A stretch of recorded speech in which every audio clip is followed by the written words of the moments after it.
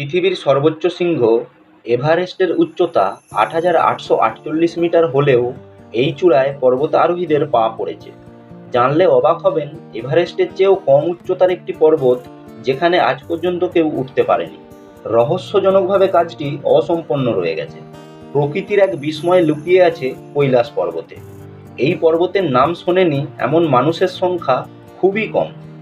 হিন্দু ধর্মের মানুষের কাছে কৈলাস পর্বত হলো একটি পবিত্র স্থান। হিন্দু ধর্মীয় পুরাণে কৈলাসকে শিবের লীলাধাম বলা হয়েছে। এই পর্বতের উচ্চতা ৬,৬৩৮ মিটার, অর্থাৎ এভারেস্টের চেয়েও ২,২০০ মিটার কম। তবে কেন পর্বতারোহীরা এই চূড়ায় আজও উঠতে পারেনি, এর রহস্যের সমাধান আজও মেলেনি। যখন কোনো পর্বত আরোহী এই পর্বতে ওঠার চেষ্টা করে, কিছু দূর ওঠার পরেই তার সাথে ঘটে নানান অলৌকিক ঘটনা। প্রকৃতি তার ভয়াবহ রূপ দেখায়। শুরু হয় ঝড়, তেড়ে আসে পাথরের টুকরো। অনেক সময় পর্বতারোহীরা পা পিছলে পড়ে যায়। জানা যায়, এ পর্যন্ত যারা কৈলাস পর্বতে ওঠার চেষ্টা করেছেন তাদের সঙ্গেই ঘটেছে এই অলৌকিক ঘটনা। কিছুক্ষণ পরেই শরীরের অঙ্গ প্রত্যঙ্গ কাজ করা বন্ধ করে দেয়। অকাল বার্ধক্য চলে আসে পর্বত আরোহীর শরীরে।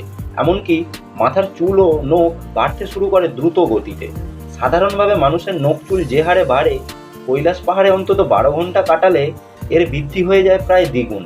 এইরকম হাজারো বিস্ময়ের ধারক ও বাহক হয়ে দাঁড়িয়ে আছে কৈলাস পর্বত, যার বৈজ্ঞানিক ব্যাখ্যা এখনো মেলেনি।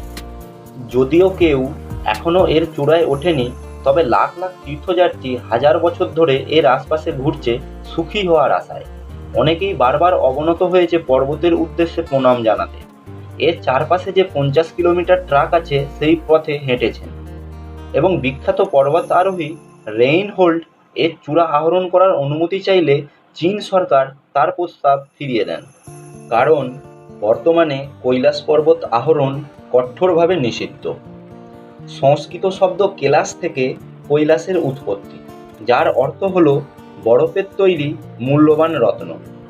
তিব্বতে প্রচলিত প্রাচীন কিংবদন্তি হল তিব্বতী ধর্মগুরু মিলারেপাই একমাত্র ব্যক্তি যিনি কৈলাসের চূড়ায় পৌঁছেছিলেন এবং ফিরে এসে তিনি নিষেধ করেছিলেন এই পর্বতে কেউ যেন না যায়, কারণ একমাত্র সেই মানুষই যেতে পারবে এর চূড়ায় যার গায়ে কোনো চামড়া নেই। আধুনিক পর্বতারোহীরা বলেছেন মাউন্ট কৈলাস জয় করা অসম্ভব, তবে এর কারণ আজও অজানা। কৈলাস পর্বতের পায়ের কাছে আছে মানস সরোবর এবং রাক্ষসতাল নামে দুটি হ্রদ। এই দুই হ্রদ এশিয়ার বেশ কিছু দীর্ঘতম নদী, যেমন সিন্ধু, শতদ্রু, ব্রহ্মপুত্র প্রভৃতির উৎস। পর্বতের ১৪,৯৫০ ফুট উচ্চতায় মানস সরোবর বিশ্বের উচ্চতম মিষ্টি জলের হ্রদ। প্রকৃতির আজব সৃষ্টি দেখুন, মানস, রাক্ষস দুই হ্রদ পাশাপাশি আছে, অথচ মানসের জল মিষ্টি ও শান্ত, আর রাক্ষসের জল নোনা ও অশান্ত।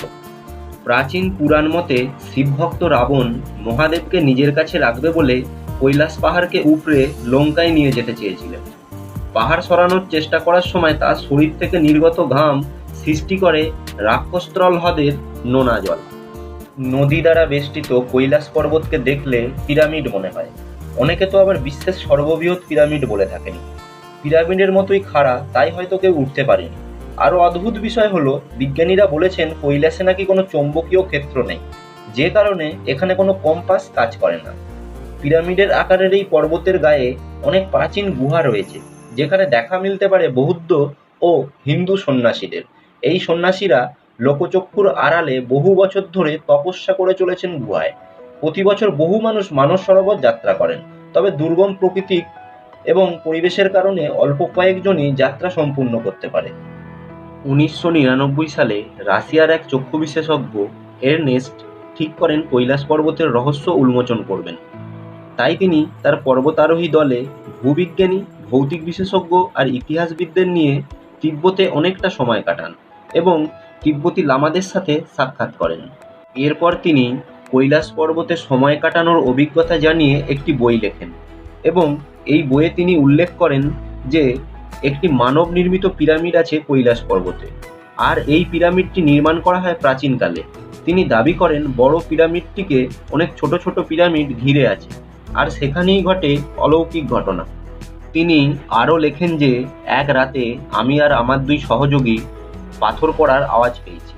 আর ওই আওয়াজ কৈলাস পর্বতের পেটের ভেতর থেকে আসছিল।